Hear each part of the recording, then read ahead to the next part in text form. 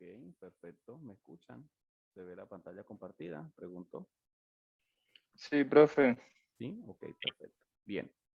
Les decía entonces que en esta segunda parte de la clase íbamos entonces a iniciar con un contexto nuevo que es el tema de facturación. Creo que eso es bastante importante en la carrera de ustedes.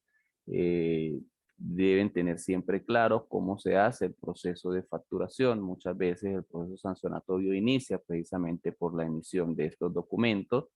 Tenemos que fusionar muchas cosas, esa misma reforma que se hace de la ley de registros de notarías con las nuevas tarifas ancladas al petro y también las disposiciones que se tienen establecidas en materia de facturación, teniendo entonces esa realidad de si es o no o afecta o no el emprendimiento o las pequeñas y medianas empresas. Teníamos una pregunta en el lote pasado de Ani. Cuéntanos, Ani, ¿qué nos querías comentar? Hola, profe, buenos días. Muy buenos días. Este, el último artículo que decía que si la muerte del contribuyente, ajá, eso. Perfecto. Si muere el contribuyente, entonces la persona que hereda la empresa no debe pagar el impuesto. Excelente, Ani. Le explico lo siguiente. Sí, ya va. Vamos con calma. Si vamos a hablar de la sucesión, bueno, primero hablemos del impuesto de grandes patrimonios. El contribuyente es sujeto pasivo de cada tributo si lo dice la norma. Si una persona es calificada como cualquiera de las condiciones, pero es persona natural al momento de fallecer, esa condición de ese contribuyente queda inmediatamente terminada. No puede continuar. ¿Hay un patrimonio asociado a ese contribuyente? Sí. Ese patrimonio puede ser una casa, un carro, una finca, en fin, los bienes que pueda tener. Ese patrimonio es atribuible ahora a distintos contribuyentes que van a ser en este caso lo que se conoce en la ley de sucesiones y donaciones como heredero o en el Código Civil como heredero. Entonces, esas personas tienen una condición tributaria que puede ser igual a la persona que falleció o puede ser distinta. Puede ser que la persona que muere es una persona contribuyente ordinario y quien está heredando es un especial. O puede ser que la persona que muere es un contribuyente especial y quien hereda es un ordinario o es otro especial. Lo que debemos aclarar acá, Ani, es la condición tributaria es específica para cada contribuyente. Si eres natural, bueno, tú eres natural ¿en qué condición? ¿Eres formal, eres ordinario o eres especial en cualquiera de los casos? O pudiera llegar a ser, conforme a la ley de grandes transacciones financieras, como lo hablamos en clase, un sujeto vinculado, ¿sí?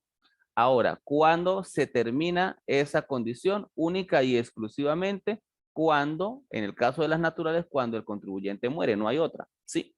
Sí los explicaba en clase diciéndoles, si usted crea un fondo de comercio, muchas personas creen que a lo que cierren el fondo de comercio o la firma personal, se acaba la condición. No, señor, eso no funciona así. Se acaba la condición jurídica mercantil, pero no la condición tributaria. La condición tributaria continúa en el mismo propósito que se venía dando con la figura que tenías para ese momento de firma personal o fondo de comercio si fuera el caso, si fuera uno o si fueran varios años. No sé si queda clara la pregunta.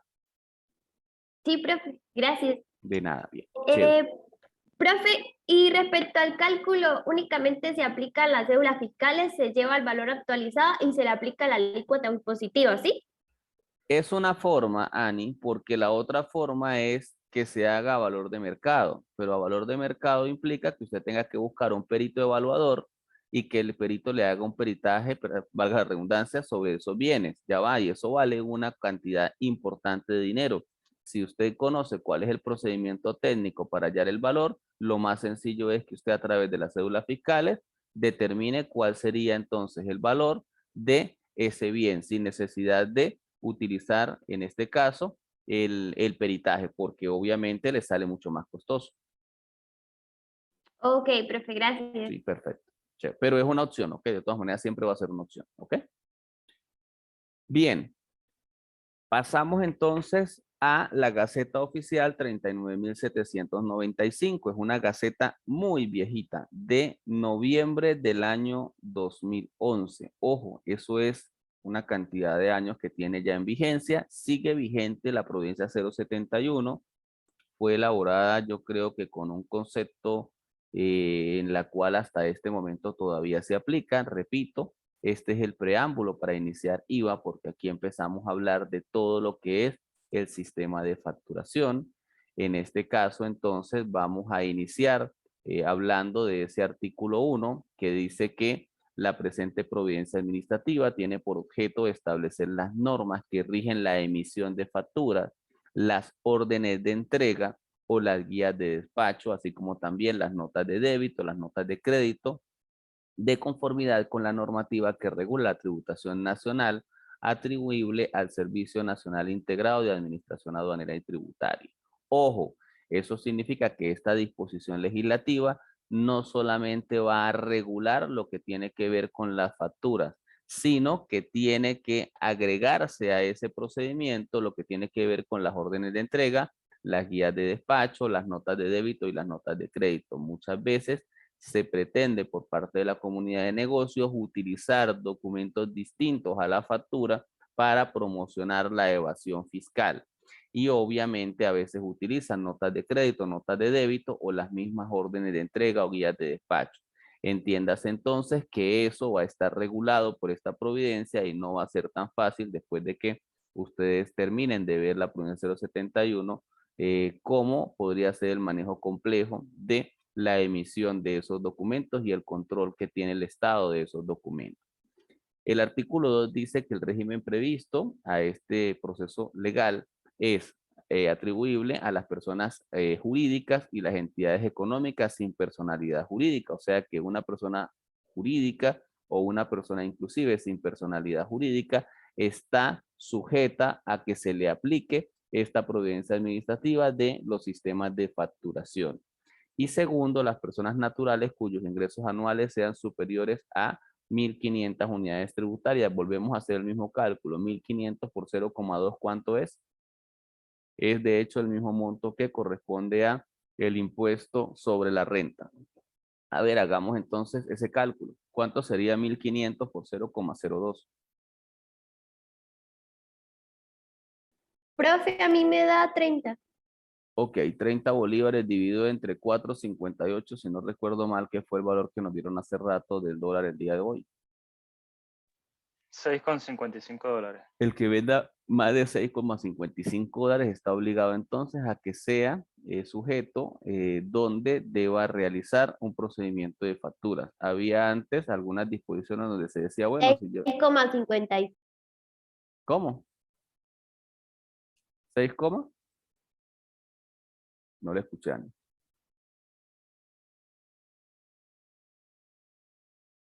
Bien, lo que quería decirles era que muchas veces hay personas que, por ejemplo, tienen un localito comercial y decían, no, pero yo no hago factura. ¿Estoy obligado a dar factura? Bueno, depende. Si esos ingresos por el propósito del alquiler es superior a las 1.500 unidades tributarias, pues estaría siempre obligado a emitir ese proceso de facturación. Dice entonces que las personas naturales cuyos ingresos anuales sean iguales o inferiores a 1.500 unidades tributarias que sean ordinarios al impuesto valor agregado, las personas cuyos ingresos anuales sean iguales o inferiores a 1.500, ya sabemos que ese contexto de las 1.500 pues no nos lleva a nada, es un monto demasiado irrisorio conforme al cálculo que nosotros estamos realizando. El artículo 3 me habla de quienes estarían excluidas, que estarían exentas según esta normativa. En este caso me habla de las ventas de inmuebles. Eso tiene una lógica. Ustedes no ven en ninguna parte que alguien le diga le voy a vender la casa o le voy a vender el terreno y lo voy a hacer con una factura. No, eso implica que el Código Civil y la Ley de Registros de Notarías precisamente establece un propósito registral para ciertos bienes, en este caso los inmuebles. Entonces, para yo poder hacer la transmisión real de propiedad de un bien mueble, tiene que hacerse directamente por el registro público. Si no se hace la transmisión de propiedad por el registro público, no hay validez realmente de la venta. Si usted lo intenta por una notaría, no está protocolizando el documento, por lo tanto no tiene la validez jurídica correspondiente. Entonces, nunca se presuma de que por medio de una factura usted va a vender una casa o vender un terreno, ni ningún inmueble como tal. En el caso de las importaciones no definitivas de bienes muebles, ojo, hay importaciones de cosas que no son definitivas. ¿Cómo es eso? Por ejemplo, vamos a colocar, denme el nombre de un artista que a ustedes les guste, de música. Ya yo no sé ni de eso. Cualquiera. De esos de vallenato que están aquí al lado, que es de Colombia, para poner un ejemplo. No sé. Cualquiera de ellos que decida venir a hacer un concierto en la Feria de San Sebastián. Esas personas de repente dicen, bueno, yo voy a llevar a ese concierto unas guitarras, un sonido, voy a llevar una serie de instrumentos. ¿Se va a hacer un procedimiento de importación? Claro que sí, se hace un procedimiento de importación porque hay un ingreso de una serie de equipos, de una serie de bienes muebles a un país distinto a Colombia, pero ese procedimiento que estamos realizando es una importación no definitiva. Esos bienes vienen para acá solamente a un propósito específico que es el concierto. Terminado el concierto, esos artistas se llevan otra vez toda esa serie de bienes que tenían ese propósito. Entonces, si esa es la condición que se va a realizar, en este caso no es necesario realizar ese proceso de facturación correspondiente. El tercero dice las operaciones y servicios en general realizados por los bancos. Todos los bancos tampoco deben emitirnos una factura. Si yo voy al banco y deposito un dinero, me dan un vouchercito que es el voucher de depósito, pero por ese dinero que está allí no se va a generar en ninguno de los casos una factura. Entonces, ellos también estarían exentos de el cumplimiento de la Providencia 071. 4, las operaciones realizadas por bolsa de valores, esos intercambios que nosotros realizamos de venta de títulos valores, de acciones preferentes o de acciones comunes, tampoco van a generar la realidad de un proceso de facturación. Se supone entonces que hay un proceso técnico que corresponde al mercado de valores para registrar por medio de los corredores de valores todo esas negociaciones que nosotros vayamos realizando a través de esa vía. Quinto, los servicios prestados bajo relación de dependencia de conformidad con la ley del trabajo. Cada vez que se pague la nómina, tampoco le dan al trabajador una factura. Lo que se le da es un recibo de nómina, se le hacen las respectivas retenciones correspondientes a los parafiscales, sea seguro social, seguro de paro forzoso, ley de política habitacional, en fin, todo lo que corresponde para eso, pero no hay un proceso de facturación. Estamos hablando por ahora que no llevaría una factura. 6, las actividades y operaciones realizadas por los entes creados por el Ejecutivo Nacional, de conformidad con el Código Tributario, con el objeto de asegurar la administración eficiente de los tributos y sus competencias, así como realizar por los entes y municipios. O sea que si una alcaldía no quiere emitir una factura y quiere emitir un recibo, sería completamente viable porque es un ente creado por las condiciones legales, aunque aquí en este caso estaríamos hablando de las creadas específicamente por el Ejecutivo, por el Poder Ejecutivo. 7, los servicios de transporte público. Cada vez que usted se monte en la busetica, no le van a dar una factura por el pasaje que usted va a cancelar. Entonces allí también hay un proceso de simplificación de ese proceso de facturación.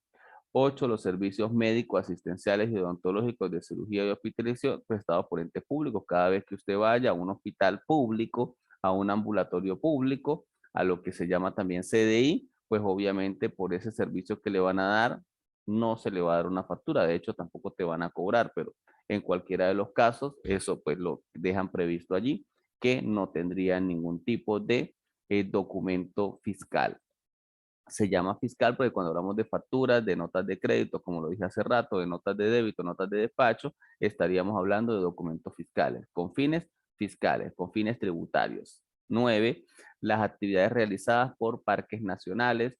Si yo voy a, no sé, yo creo que ya ni zoológicos quedan, el de Mérida sería, no sé si todavía estará activo, o un museo cultural, en este caso, ellos si tienen sin fines de lucro, estarían exentos del impuesto sobre la renta, pero tampoco tendrían la obligación de la emisión de factura.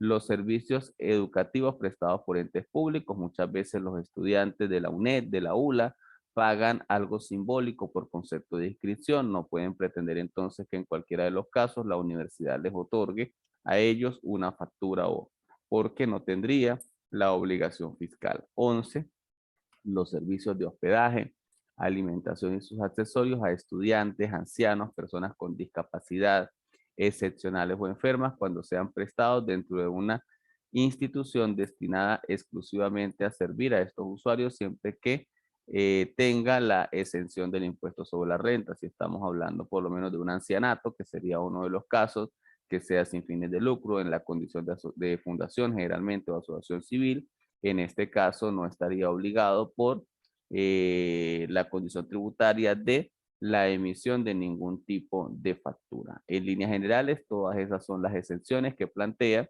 el artículo 3. ¿Dudas al respecto? Pregunto. ¿Por qué hay tan poquitas No, personas en profesor. clase? Solamente 10. Eso a veces me preocupa un poco. De verdad que lamento muchísimo que sea tan poquito el aforo de clase. Cuénteme, Jaime. Le escucho. No, profe, que no tengo ninguna duda. Ah, no, listo, perfecto. Por lo Vamos. momento muy bien porque pues solamente está hablando de las exenciones, aunque la mayoría de las exenciones creo que ninguna aplica, o sea, pues existen ancianatos sí, pero y los hospitales pues obviamente pues cómo van a exigir una factura si ni siquiera se pagan, ¿no? Eso es correcto. De repente la primera parte sí es importante con respecto al por qué los bienes inmuebles, perdón, no tienen facturación. O sea, esas sí serían pues cosas. Y el caso de las importaciones no definitivas, ¿ok? Como que eso sí ya tiene un contexto diferente porque se hace un proceso de nacionalización, pero no es permanente. Entonces, allí generalmente en el otro caso, cuando es permanente, sí se emite una factura, ¿ok? O debe hacerse a través de un documento que es la factura, ¿vale? Bien, artículo 4. El CENIAT, en este caso, mediante esta providencia administrativa, podrá autorizar la sustitución de facturas u otros documentos o simplificar los requisitos exigidos para su emisión, tomando en consideración las características de los emisores y las operaciones que la realizan. O sea que allí le está dando la facultad a el CENIAT para que él pueda crear otro régimen de facturación distinto. Sin embargo, los regímenes de facturación que tenemos hasta este momento van a ser 3, que son los que vamos a estudiar acá. Uno va a ser los talonarios, otro la forma libre y otro la máquina fiscal, entendiendo más adelante que cada uno de ellos va a estar supeditado a cada contribuyente y al objeto que tenga, en este caso la organización. Esta normativa es interesante porque hay muchas cosas que vamos a tener que grabar y vamos a tener que entender para asesorar a la comunidad de negocios, ¿ok? El artículo 5 dice que el mismo CENIAL establecerá las normas para regular las imprentas autorizadas, las máquinas fiscales y en general la elaboración de facturas y otros documentos. Algo entonces que voy a adelantar en este momento con este artículo 5 es que cada vez que yo vaya a hacer una factura, una nota de crédito, una nota de débito, una guía de despacho, voy a tener que acudir a una imprenta autorizada, a una tipografía autorizada. No todas las tipografías estarían entonces autorizadas por la Administración Tributaria. ¿Para qué? Para realizar ese tipo de documento. Además que no todas las empresas tampoco estarían autorizadas para vender máquinas fiscales. Eso quiere decir que hay unas limitaciones importantes con ese propósito de comercialización de máquinas fiscales. Es importante que ustedes sepan que cada vez que vayan a hacer las facturas de una empresa deben preguntar si esa empresa está autorizada o ingresar al portal de CENIAL y hacer la revisión del listado de las tipografías para ver si por cosas de la vida esa imprenta estaría autorizada y si no, usted incurriría en un ilícito tributario y por cada factura emitida sin la imprenta autorizada para haber hecho ese formato preimpreso, usted tendrá que pagar una multa. Si lo llevamos al código actual al código orgánico tributario, estaríamos hablando de 100 euros, algo que es pues bastante importante el valor que corresponde. Entonces tenemos que tener bastante hincapié en la autorización a ese tipo de organizaciones empresariales. No puedo yo hacer la factura en mi oficina, aunque pudiera quedarme mucho mejor con mis equipos de impresión y imprimir sobre ella. Tengo necesariamente que esos formatos hacerlos en una tipografía. Pasamos entonces al capítulo 2, vamos a hablar entonces de los medios de emisión y el artículo 6 puntualiza lo siguiente: los sujetos regidos por esta provincia administrativa deben emitir las facturas, las notas de débito y crédito a través de los siguientes medios. Ya lo adelantaba hace un momento y van a ser 3 los medios que corresponden. Una, los formatos elaborados sobre imprentas autorizadas, ya eso quiere decir que esos son esos famosos talonarios que nosotros muchas veces llenamos a mano, ¿ok? 2, formas libres elaboradas por empresas autorizadas por el Servicio Nacional Integrado de Aduanera y Tributaria. Y 3, mediante máquinas fiscales. No sé si las personas que están conectados tienen a la mano algún tipo de factura. Si tienen a la mano algún tipo de factura, me gustaría que lo revisáramos. A lo mejor prenden la cámara solamente para colocar la factura y podamos ver de repente las diferencias que puedan tener. Por ejemplo, vamos a ver si la cámara lo permite. Yo les voy a mostrar acá esto que está aquí. ¿Lo alcanzan a ver? ¿Sí lo ven?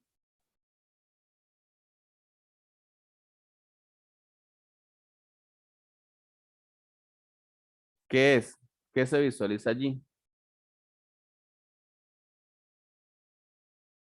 Sinceramente no se ve por la distorsión, pero No, es un talonario, ¿ok? De facturación, ¿ok? Es un talonario de facturación, es una factura normal de talonario que nosotros, ¿por qué le decimos formato? Porque yo lo tengo preimpreso, pero lo voy a llenar con un lapicero, ¿ok? Un lapicero, voy a llenar cada uno de los espacios, ya vamos a hablar más adelante, que debe contener obligatoriamente cada uno de esos formatos preimpresos, ¿ok? Y en este caso hay una segunda opción que se habla de formas libres. En el caso de las formas libres, van a ser entonces unos formatos diferentes que se van a llenar, pero no con lapiceros, sino que lo vamos a llenar a través de medios de impresión. Podemos utilizar una impresora de punto, o una impresora de tóner o una impresora de tinta para realizar el proceso de impresión y llenado de esa factura.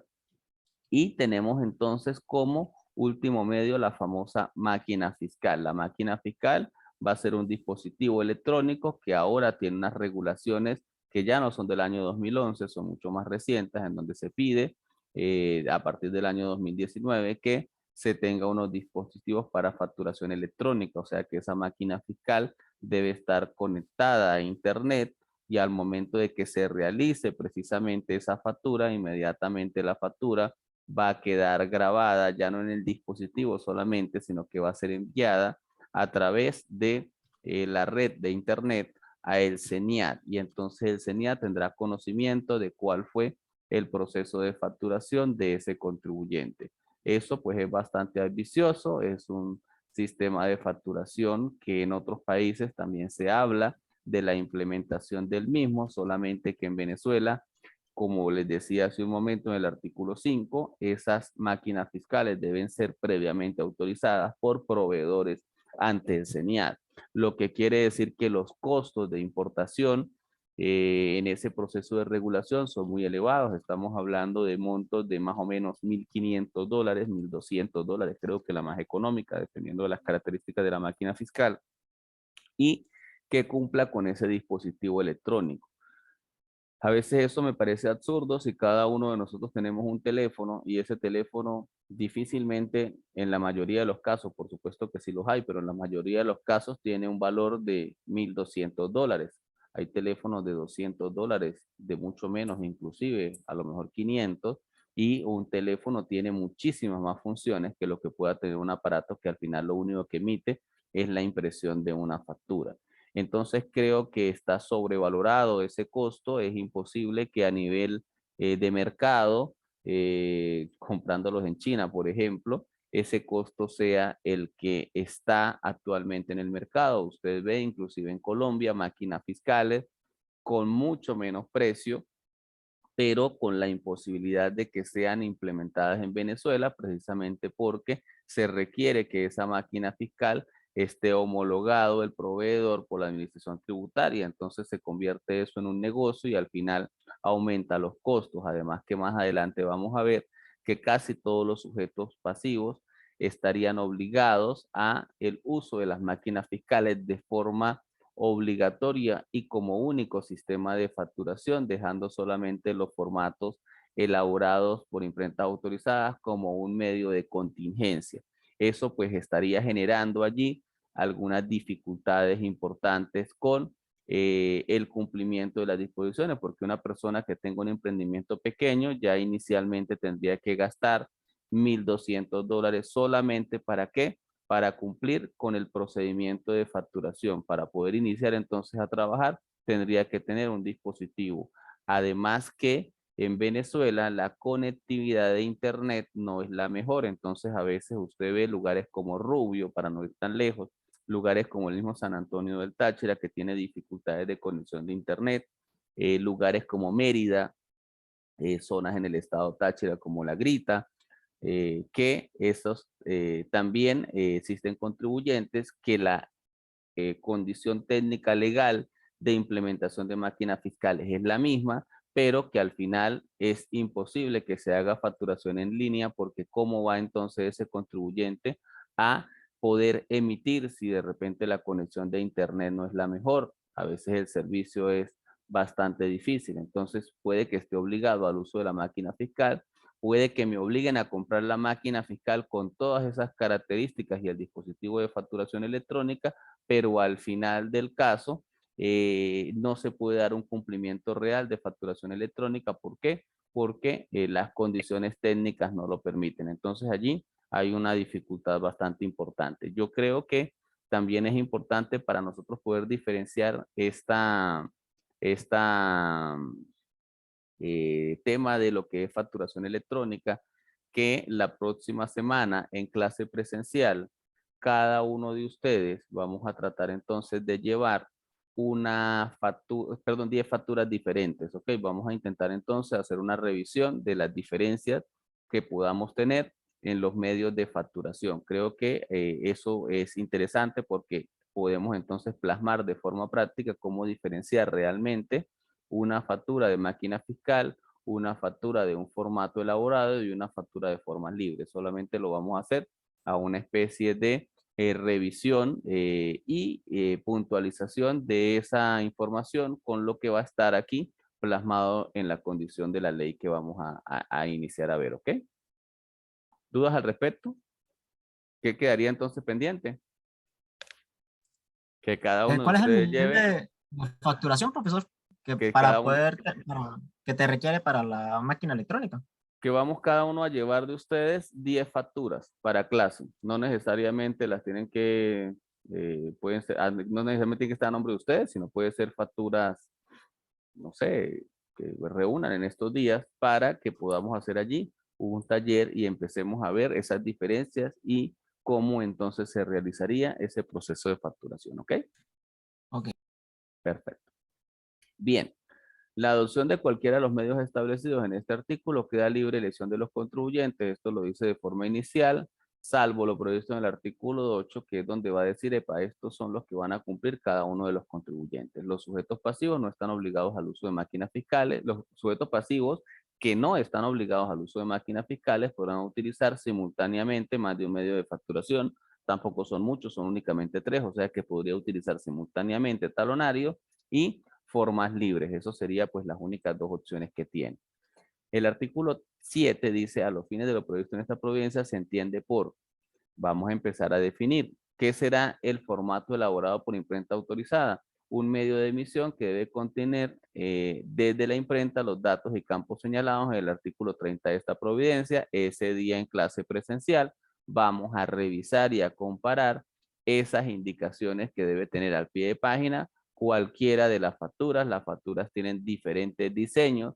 Esos diseños a veces generan como algún tipo de confusión, llamémoslo así, teniendo entonces o presumiendo a veces o que se está cumpliendo con la normativa legal, no siendo así. Entonces muchas veces hay que tratar nosotros de definir si realmente cumple o no con esas características. ¿Por qué? Porque si nosotros aceptamos una factura de compras y esa factura de compra no cumple con las condiciones técnicas de la provincia 071, nosotros lo que nos estamos ganando es 2 cosas. Una, utilizar una deducción de un gasto en distintos tributos, impuestos sobre la renta, impuesto de grandes transacciones financieras, en fin, cualquier cantidad de tributos, y vamos a tener una sanción por utilizar una factura que al final no es factura, es un documento que podría llamársele recibo, podría llamársele cualquier otra cosa, que podría ser semejante a una factura, similar a una factura, sí,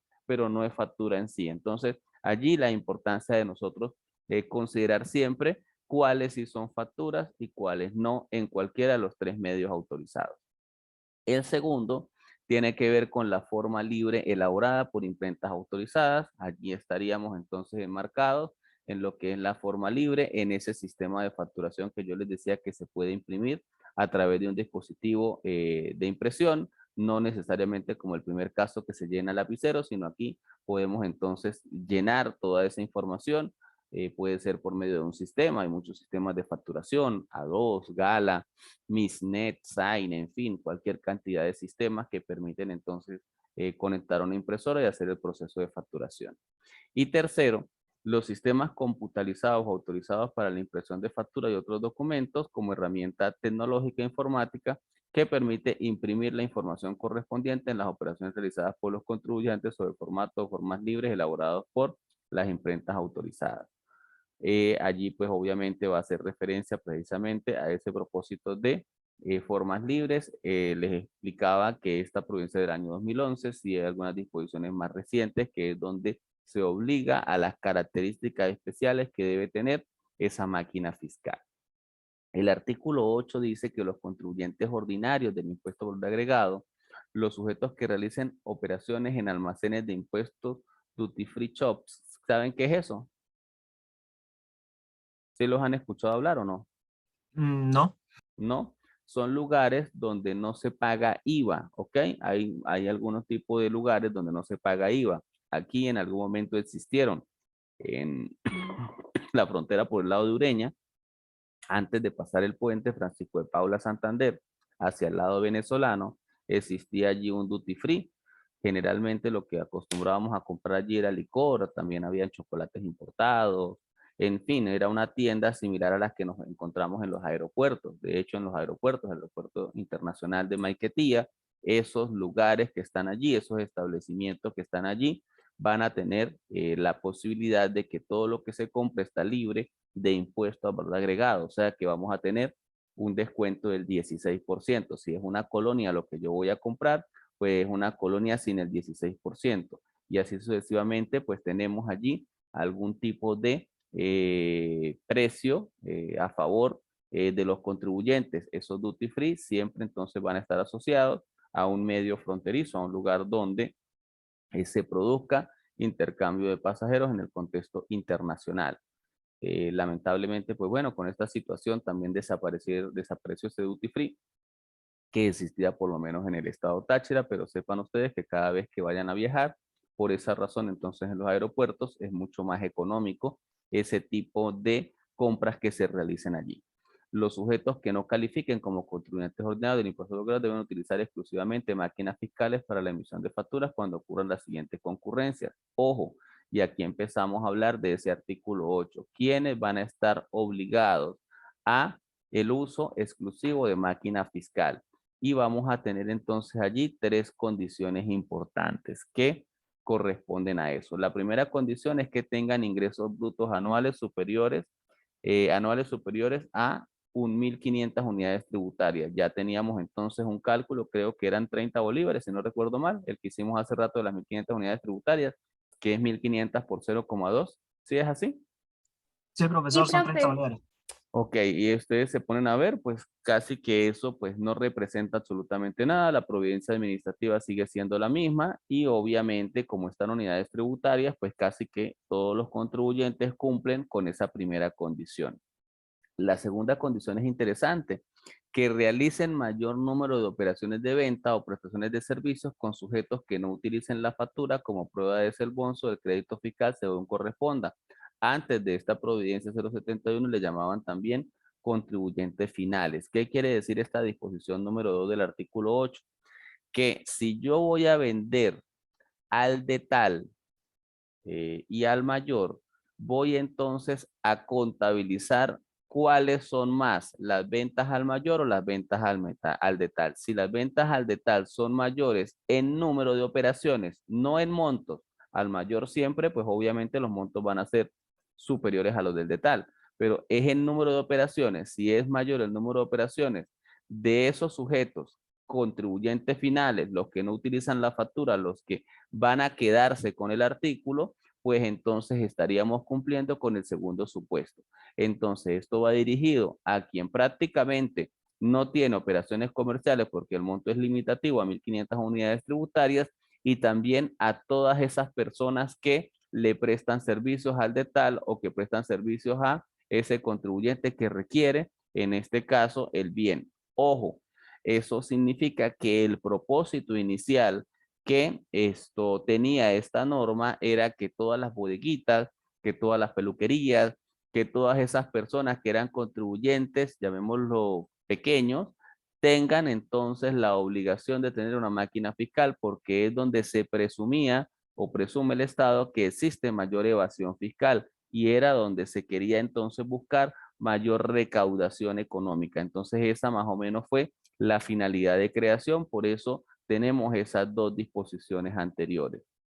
Y tercero, es una lista que vamos a ver a continuación de todos los productos y artículos, o sea que va a estar sujeto al objeto de la empresa, y entonces sería esa tercera condición, y dice así: desarrolla en conjunto o separadamente algunas de las actividades que se indican a continuación. Y aquí empezamos a ver una serie de lista de objeto o referida al objeto de cada empresa. Entonces, si la empresa tiene como objeto venta de alimentos, venta de bebidas, cigarrillos y demás manufacturas de tabaco, golosinas, bombonerías y otros similares, o sea que estaríamos haciendo referencia a un bodegón, eso quiere decir que el bodegón cumple o no cumple las tres condiciones. A ver qué dice Jorge.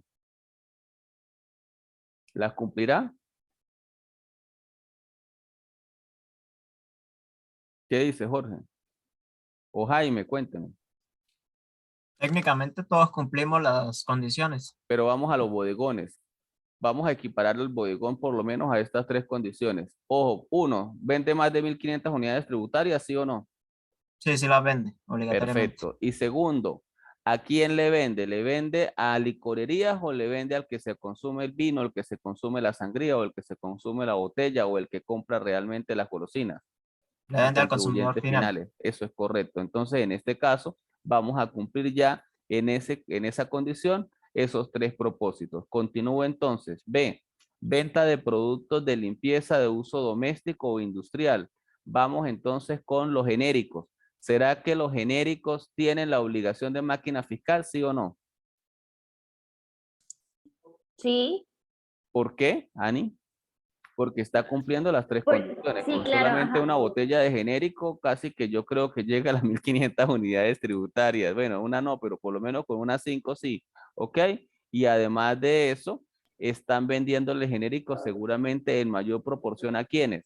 A los contribuyentes finales. Entonces, obligatoriamente ya tenemos las tres condiciones. C, venta de partes, piezas, accesorios, lubricantes, refrigerantes, productos de limpieza de vehículos automotores, así como el servicio de mantenimiento, reparación de vehículos automotores, siempre que estas operaciones se efectúen independientemente de la venta de los vehículos. A los efectos de este numeral se entera como vehículo automotor cualquier medio de transporte y de tracción mecánica. Pregunto, ¿los autoperiquitos cumplen o no cumplen con las tres condiciones?